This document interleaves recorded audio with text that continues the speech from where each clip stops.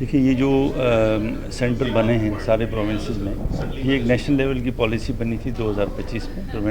Prevention of violent extremism. اس کی ضرورت اس لیے محسوس ہوئی کہ ہماری جو فورسز ہیں اور باقی جو لا انفورسمنٹ ایجنسیز ہیں، یہ کائنیٹک ایکشن کر رہی ہیں، مختلف آپریشنز ہو رہے ہیں اور اس ایکسٹریمزم اور ٹیررزم کے خلاف،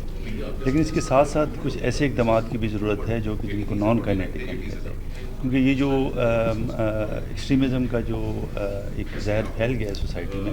اس کو صرف کائنیٹک آرمز کے تھرو نہیں کیا جا سکتا۔ اس کے لیے ہمیں دوسری انٹرونشن چاہیے ہیں، جس کو ہم کہتے ہیں کہ whole of the nation approach, کہ سوسائٹی کے اور گورنمنٹ کے باقی جتنے بھی آرگنز ہیں وہ اس میں حصہ ڈالیں، کہ ہماری جو خاص طور پہ اور ہمارا ٹارگٹ نئی نسل ہونا چاہیے۔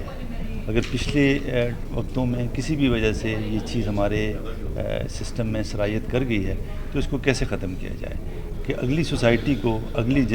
نسل کو، اگلے اسٹوڈنٹس کو، اگلے یوتھ کو کیسے اس سے بچایا جائے، تو اس کے لیے سب کو اپنا رول پلے کرنا پڑے گا۔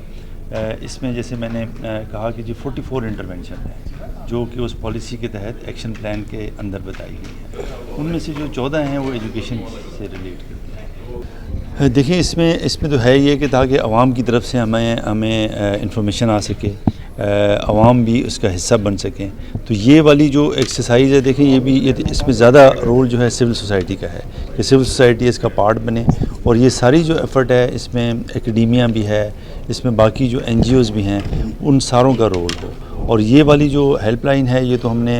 اگر آپ سی ٹی ڈی کی ہیلپ لائن کی بات کر رہے ہیں یا نیکٹا کی ہیلپ لائن کی بات کر رہے ہیں، جو کل وزیر داخلہ صاحب نے اعلان کیا تھا کہ 17 کر کے کچھ نمبر، جی ہاں، وہ تو دیکھیں نا، وہ تو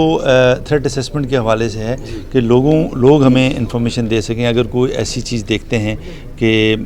ٹیررزم کے حوالے سے، ایکسٹریمزم کے حوالے سے، تو عوام ڈپارٹمنٹس کو ہمیں اطلاع دے سکے۔ لیکن جو باقی اوور آل یہ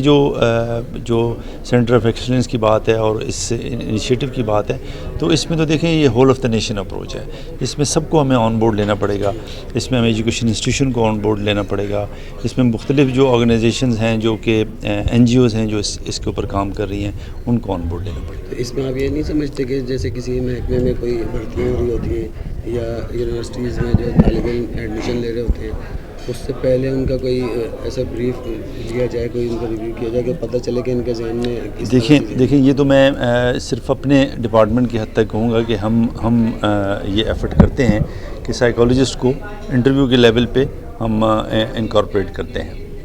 اور اسی طرح سے ٹریننگ کے دوران بھی ہم سائیکو اسیسمنٹ کر سکتے ہیں تاکہ ہمیں پتہ چلے کہ ٹینڈنسیز کیا ہیں، اور